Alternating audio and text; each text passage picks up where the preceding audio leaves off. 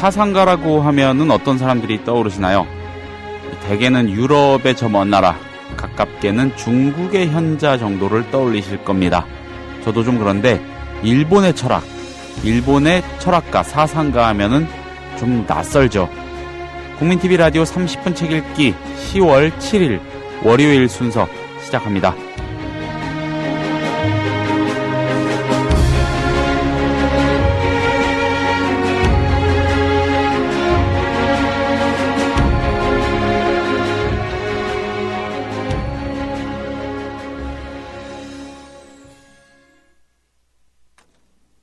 안녕하세요. 국민TV 라디오 30분 책 읽기 김효진 PD입니다. 가깝고도 먼 나라다. 일본에 대한 이런 인상 참 맞는 것 같습니다. 안도 쇼에키라는 사람이 있는데 의사이면서 저술가이고요. 매우 개성이 짙은 사상가이기도 합니다. 일본 내에서는 이 일본이 낳은 최고의 사상가다 이런 찬사, 평가를 받기까지 했는데 근데도 참 낯섭니다. 예, 저는 그렇습니다. 일본과의 갈등이고 역사는 역사고요. 훌륭한 사상가의 생각이라면 한번 들여다볼 필요도 있겠습니다. 안도 쇼에키라는 사상가의 법세의 이야기라는 책 오늘 소개합니다. 30분 책 읽기 월요일 코너 이윤호의 고전 읽기 잠시 뒤에 시작합니다.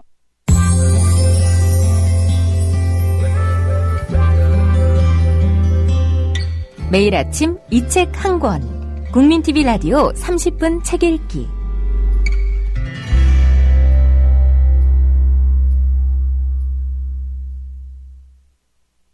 이윤호 선생님 모십니다. 선생님 안녕하세요. 예, 안녕하세요. 예, 잘 지내셨죠? 예. 예, 안도 쇼에키라는 사상가의 법세의 이야기라는 책. 예. 이거는 어떻게 소개를 어떻게 해야 될지 사실 잘 모르겠더라고요. 예. 예. 저번 주에 제가 이제 홍대영의 의사문답이라고 하는 네. 책을 소개를 했는데요. 그 시기와 비슷한 시기에 있었던 일본의 사상가이고, 또 의사문답이나 또 그 당시에 있었던 박지원의 호질. 네. 그것과 비슷한 형식으로 가지고 있는, 생각이고, 또 그 사상의 이면에도 비슷해요. 배경으로 보면 그 당시에 이제 18세기라고 하는 거대한 변동의 시기에 존재해왔던 네. 그런 때 등장했던 일본의 사상가이고요. 이건 이제 일본 내에서뿐만이 아니라 중국에서도 대단히 활발하게 연구되고 있는 어떤 사상가이기도 합니다. 18세기는 참 이상한 세기이기도 합니다. 전 세계적으로 이러자면 유럽의 계몽주의가 발달하고 또 우리가 알고 있는 그 브리테니커 사전이 네네. 나왔던 계몽의 어떤 마지막 자리가 바로 이 18세기이기도 하고요. 그래서 계몽 사상가들이 이제 유럽에도 확 등장하는데, 그것과 동시에 이제 중국, 그리고 우리 일본 역시도 이 18세기에 아주 다양한, 그리고 새로운 사상이 움트게 됩니다. 이 재밌는 공통점인데요. 그랬던 배경에는 바로, 시대적 큰 패러다임이 바뀌는 것과 아주 밀접한 관련이 있는 것은 아닌가 이런 생각을 합니다. 이러자면 18세기에 우리에게 이제 뛰어난 그 왕이 있었죠. 정조라고 하는 왕이 있었고 또 에도 시대를 가지면서 대단히 일본에서도 이제 막부의 그 다양한 문치주의의 어떤 흐름들이 있었고요. 네. 그러면서 이제 그 계몽성의 바탕에는 그 사회가 갖고 있는 활기찬 어떤 것과 이 활기참의 뒷 그림자라고 할까요? 뭐라고 할까요? 뒷골목이라 할까요? 그런 네. 이면에 어떤 아주 처참한 삶들이 있었고 그 과정에서 갖는 지식인들의 각성들이 동시에 존재했다는 공통점이 있습니다. 이러자면 우리가 그렇듯이 18세기의 일본의 이제 에도 중기죠. 켄노쿠 시대라고 하는데 켄노쿠 시대에는 낡은 것과 새로운 것 사이의 대립과 갈등이 가장 최고조에 달하게 됩니다. 우리랑 비슷한데요. 근세 농업 생산의 향산. 그러니까 예를 들면 우리에게 이제 임진왜란 이후에 이제 이모작들이 가능할 수 있는 생산력들이 발전하는 것과 마찬가지로 네. 우리도 이제 상품 작물이 만들어지고 일정하게 이제 보부상이라고 얘기하는 이러면서 이제 상업들이 들어오기 시작하고 그 농촌에서는 광작이라고 해서 이제 거대한 과거의 소작농들이 이제 쫓겨나면서 거대한 이제 플랜테이션 농업이라고 할까요? 광작이 시작돼요. 그러면서 그들이 이제 도시로 몰려오는 거죠. 그래서 수공업자와 상인들이 되죠. 그래서 거대한 장시들이 이제 막 만들어지기 시작하고 화폐가 유통되기 시작하고 그리고 거기에 따라서 이제 뭐 우리 그 송상 무슨 경강상인 하는 거대 상인 연합들이 이제 등장하기 시작합니다. 이것은 우리뿐만 아니라 중국도 그렇고 일본도 마찬가지인데요. 이러한 상인 계급의 등장 그리고 상업적 농업의 발달 그리고 상인 계급의 지위가 형성되면서 교토나 오사카를 중심으로 해서 거대 도시가 아주 활기차게 막 발전하기 시작합니다. 그러니까 최초에 이르자면 이제까지 경험하지 못했던 완전히 새로운 형태의 도시, 물건을 사고 팔더라는 거예요. 이것이 이제 가능해지는 도시가 팽창하게 되고 늘 활기차 있게 됩니다. 그러나 그 찬란한 어떤 그런 뒤에는 언제나 그늘이 있기 마련이고 화폐 경제와 유통의 발전이 농촌의 자급적 시스템을 완전히 붕괴시키게 됩니다. 그래서 이르자면 농촌이 이제 도시의 하청화되는 거죠. 그러니까 농촌이 필요로 했던 자급자족 경제가 아니라 이제는 상품 작물이 만들어지게 돼요. 도시가 필요한 물건들이 만들어지게 되는 거죠. 그렇게 되면서 농민의 삶의 질이 하락되기 시작합니다. 농촌의 붕괴가 또 하나의 거대한 변동을 갖게 되는데 그게 계급적 변동이죠. 과거에 우리도 그랬지만 농촌에 예를 들면 곡물들 있죠. 쌀을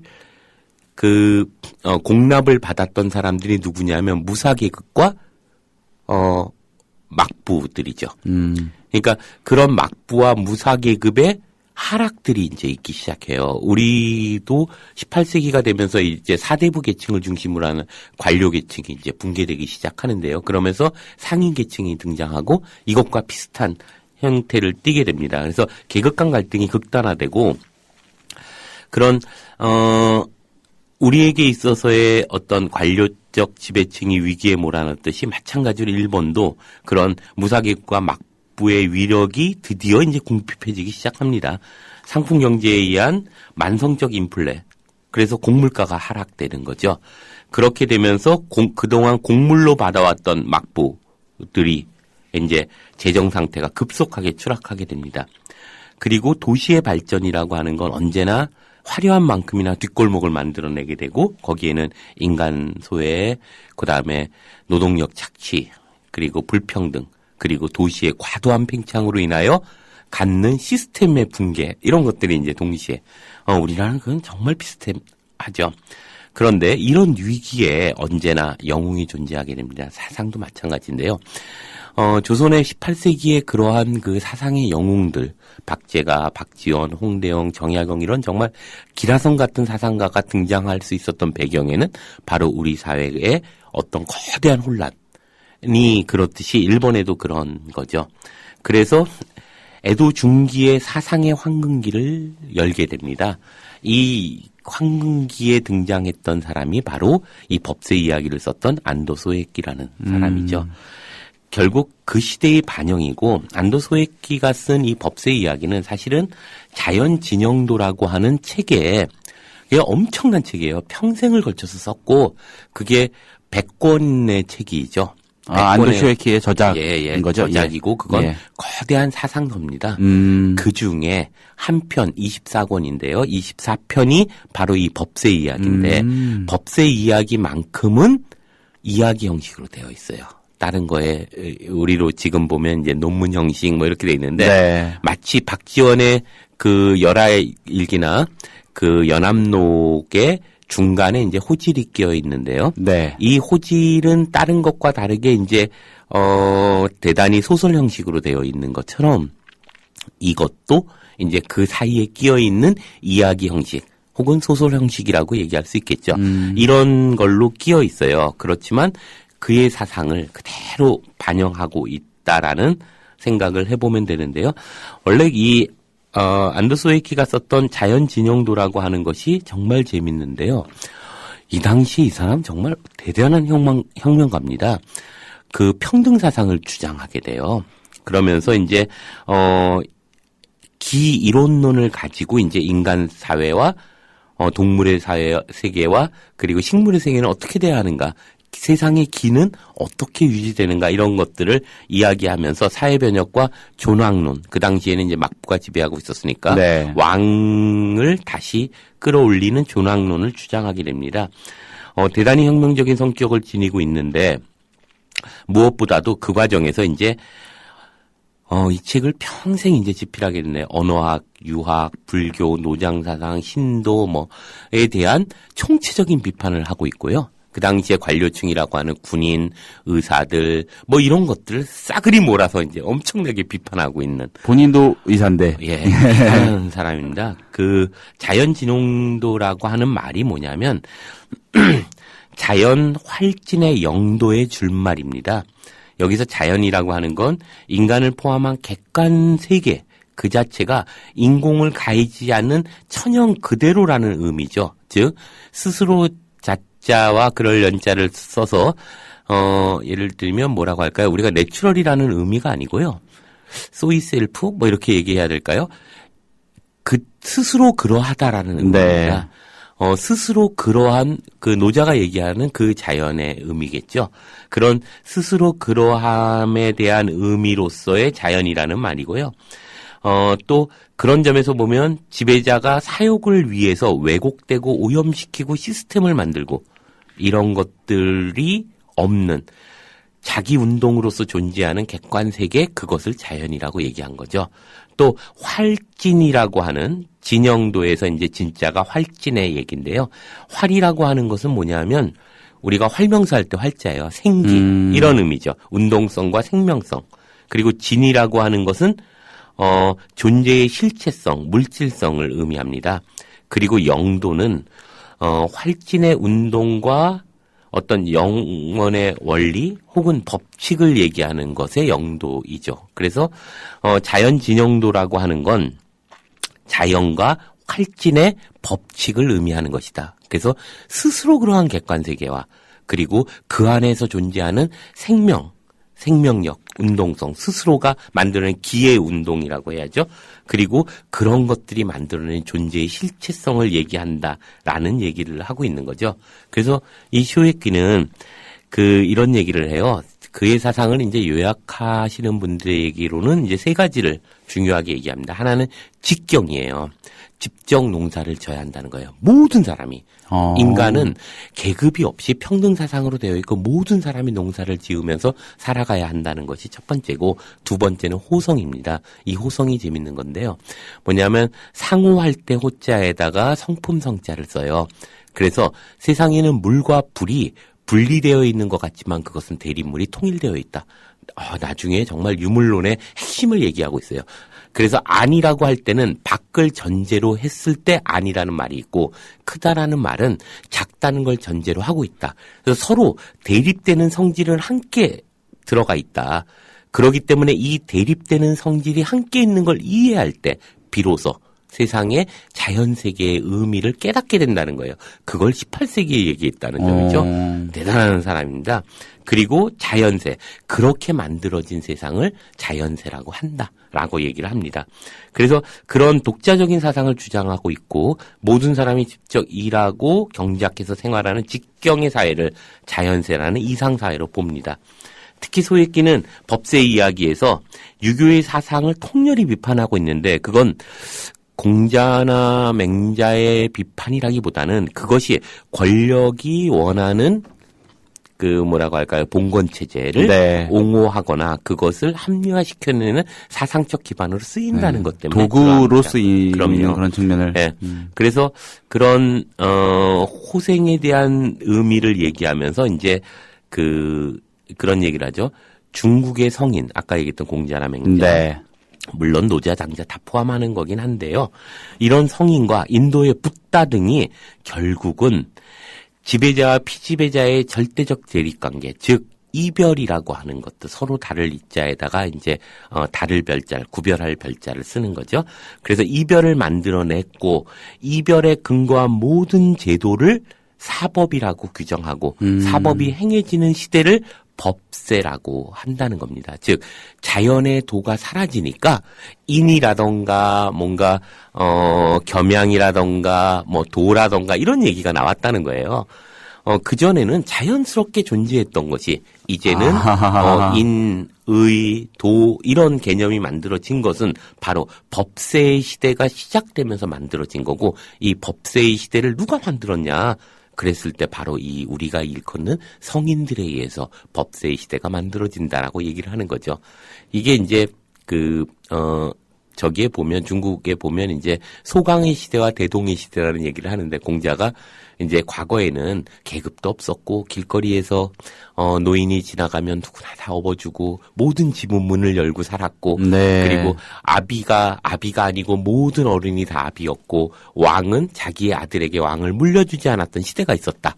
이걸 대동의 시대라고 한다. 근데 세상이 변해서 도가 사라지고 나니까 법을 통해서 이것을 해결하려고 했다. 인이나 은하 그러면서 이제 뭐 우왕, 탕왕, 문왕, 무왕, 성왕, 주공 이 6왕들이 그것을 만들어서 예의를 가리키게 했다. 이걸 소강의 시대라고 한다. 뭐 이런 얘기를 하는데 이런 것처럼 공자는 사실 비판적으로 대동의 시대에서 소강의 시대가 퇴보된 거다. 이런 얘기를 하는 건 아닌데 어쩔 수 없이 시대가 변하니까 그런 성인들의 역할이 있었다라는 건데 이 소액기는 아주 비판적으로 얘기합니다. 바로 이 사람들이 공자나 이런 붓다나 이런 사람들 때문에 바로 세상은 자연세에서부터 법세로 바뀌었다. 자연스러워지지 못했다. 예. 예. 그래서 재밌는 얘기를 하는 건데요. 소액기가 세계를 지배하는 하나의 운영 원리를 얘기합니다. 그게 기이론론인데요. 기이론론에 따르면 그런 거죠. 하나의 기의 운행 방식은 3가지가 있다는 거예요. 그게 뭐냐면 통, 횡, 역이에요. 통기와 횡기와 역기가 있는데 근원적인 물질 에너지는 1기, 하나의 기가 3가지의 방식으로 움직인다는 거예요. 하나는 위에서 아래로 흐르는 것이 통이고 가로로 행하는 것이 횡이고 밑에서 위로 올라오는 것이 역이다. 그런데 생물의 발생과 생태에서 우리가 보았을 때 인간은 통기에 의해서 살아간다는 거예요. 입으로 음식물을 먹고 아래로 배설하므로 양분이 위에서 아래로 통한다. 그리고 그런 과정에서 이미 에너지가 위에서 아래로 통하는 것이다. 그런데 동물은 입으로 먹고 옆으로 배설하기 때문에 새와 짐승, 벌레, 물고기 그런 동물들은 횡기에 의해서 살아가므로 양분도 옆으로 통하고 에너지도 옆으로 통한다는 거예요. 그리고 식물은 밑에서부터 뿌리에서부터 양분을 흡수해서 위로 운반한다는 거죠. 그래서 역기라는 거죠. 그래서 통기가 주재하는 인간은 내부에 횡기와 역기가 잠재하고 있지만 통기를 중심으로 자연스럽게 흘러가야 됐을 때 그것이 자연세라는 거죠. 그런데 어느 날 인간이 법세가 시작되면서 약육강식의 횡기를 흉내내기 시작했다는 겁니다. 법세 때문에. 그래서 이 법세에 등장할 때 바로 동물의 것을 흉내내기 시작하면서 드디어 인간이 인간을 잡아먹고 인간이 인간을 죽이고 인간이 인간을 착취하는 과정들이 만들어진다. 그래서 횡기가 해야 될 것들을 통기가 하는 순간 모든 자연은 붕괴되어 버렸다. 그 붕괴되는 과정에서 결국 이제 인류는 끊임없이 종말을 향해서 간다라고 예고하게 됩니다. 그래서 이 법세 이야기는 재밌는 게 동물들의 4개의 동물들, 새, 짐승, 벌레, 물고기들이 회의를 하는 이야기예요. 그래서 하나씩 나와요. 새들이 먼저 회의를 하고 그 다음에 다음 편에 보면 짐승들이 회의를 하고 그 다음에 물고기가 회의를 하고 벌레가 회의를 합니다. 그러면서 이제 회합을 하는 이야기를 쭉 이야기 형식으로 쓰고 있어요. 거기에 핵심적인 건 우리가 사는 것이 이렇게 자연스러운데 인간은 이것을 흉내내다가 우리마저도 대단히 위험해졌다라는 얘기를 합니다. 그래서 통기가 사라지고 이 횡기에 의해서 있는 순간 인간은 서로가 서로를 잡아먹으면서 약육강식의 어떤 시대를 열고 있다. 그러기 때문에 얼마나 지금이 위험한가 이런 얘기를 이제 이야기를 하고 있는데요. 이 법세 이야기에서 또 하나 재밌는 것 중에 하나는 이런 거죠. 그래서 그러한 원인들을 어디서 찾냐 하면 법세 이야기에서는 다른 거에서 찾는 게 아니라 이 성인들의 말씀에서 찾아요. 그래서 이 동물들이 성인들을 막 빈정내면서 막 이야기를 해요. 붓다가 이렇게 얘기하니까 바로 이런 위험한 세상이 된 거 아니냐. 이런 얘기를 하면서 이제 정말 인간이 갖고 있는 통기가 완전히 사라져버려서 그들이 어떻게 살아야 하는지를 알지 못한다. 얼마나 가련하고 불쌍하냐. 이런 얘기를 쭉 하면서 이야기를 하고 있습니다. 그래서 저는 18세기에 일본은 사상이 비약적으로 발전하는데요. 이 발전하는 과정에서 이 스웨키의 책은 사람들에게 많은 생태주의적인 관점들을 이미 그 당시에 사람들에게 던져주고 있고, 이러한 것들을 통해서 인간의 삶이 어떤 것인지를 반추하게 했던 아주 중요한 고전적 저작은 아닌가, 이런 생각을 하게 됩니다. 게다가 이 책은 그렇게 어렵게 읽혀지는 책이 아니고요. 읽다 보면 쭉 흘러가는데 중간중간에 사실 어려운 부분이 있습니다. 뭐냐면 기에 대한 이야기들이 중간중간에 나와요. 물고기는 자기는 원래 무슨 기에서 만들어졌고 그 기가 어떻게 변화했고 그래서 그것이 어떻게 됐는가라고 하는 기철학에 대한 이야기가 나오는데, 그걸 그냥 모른 척하고 그냥 쭉 읽다 보면 흐름들이 쫙 읽혀나가면서 정말 재밌고도 의미 있게 읽을 수 있는 책이 아닌가, 이런 생각이 듭니다. 특히 소액기의 책의 자연진영도는 아마 우리나라에 번역돼 있지 않은데요. 그 중에 이제 법세 이야기요 한 편이 번역돼 있으니까 아마 찾아서 한번 읽어보시면 참 재밌고 유익하지 않을까, 이런 생각을 해보게 됩니다. 시대를 고려하면은 더 그럴 것 같은데 굉장히 급진적인 사상가였던 그렇죠. 거죠. 예. 그리고 지금의 관점에서 보더라도 그렇죠. 이러자면 우리가 갖고 있는 욕망의 지점이 어디에 있는가. 이것은 어쩌면 이 소액기에 따르면 우리 안에 자기의 기운, 통기를 잃어버리고 네. 그러한 동물들의 횡기에 모방을 하면서 우리의 욕망들이 나의 욕망이 아니라 누군가를 해쳐야지 내가 살아가는 욕망으로 변해버린 것이 아닌가. 야국강식의 근본적인 사회의 이 어지러움과 이 분탕질되는 이 사회의 현실은 바로 기운이 내 안에서 조화롭게 자리 잡지 못했기 때문에 만들어진 게 아닌가라고 하는 생태주의의 근본적인 이야기를 하고 있다는 점에서 지금에도 대단히 급진적이고 의미 있다고 생각합니다. 그런데 결국 이런 사상들이 일정하게 일본에 많은 영향을 미치게 돼요. 예를 들면 하야오라고 하는 애니메이션 감독이 네네. 그리고 있는 많은 토토로라던가 바람계곡의 나우시카라던가 이런 곳에서 이야기하고 있는 어떤 에코페미니즘이나 또 그러한 생태주의야말로 어쩌면 이런 소액기 같은 사상의 어떤 흐름 속에서 만들어지고 이것이 자연스럽게 경계를 무너뜨리고 끊임없이 살아야 되는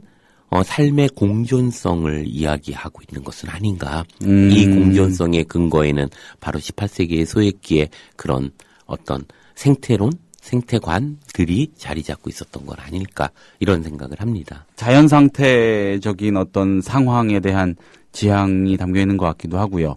예, 나라야마 부시코라는 영화가 좀 떠오르기도 하는데 어떻게 보면 좀 무리한 상상 발상인 것도 같지만은 분명한 메시지는 있고요. 그리고 일본 같은 그 인위 내지는 질서로 점철된 그걸 통해서 철저하게 구축된 사회에서는 또 얼마나 도발적인 그렇죠. 사상이었을까. 예. 충분히 중요한 의미를 갖는 게 후쿠시마 원전 사건 이후에 네. 인간의 욕망과 그 욕망을 만들어내기 위한 시스템이 네. 얼마나 우리를 파괴시키는가를 돌아보게 하는 아주 중요한 철학적인 어떤 성찰이 들어가 있지 않나 이런 생각을 합니다.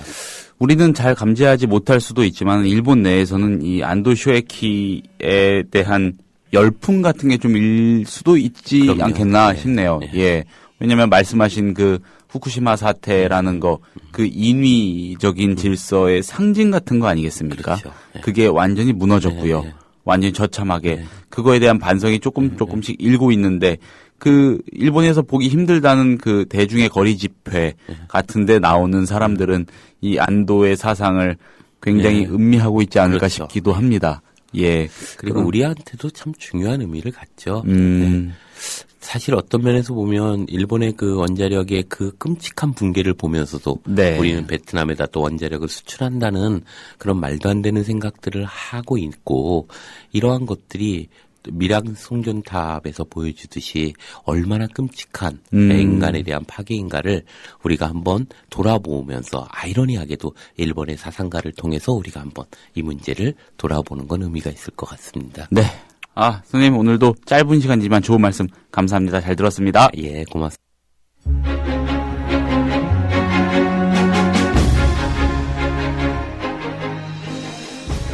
국민TV 라디오 30분 책 읽기 오늘 소개해드린 책은 지식을 만드는 지식 지만지 출판사에서 낸 안도 쇼에키의 법세 이야기였습니다. 저는 내일 다시 인사드리겠습니다. 고맙습니다.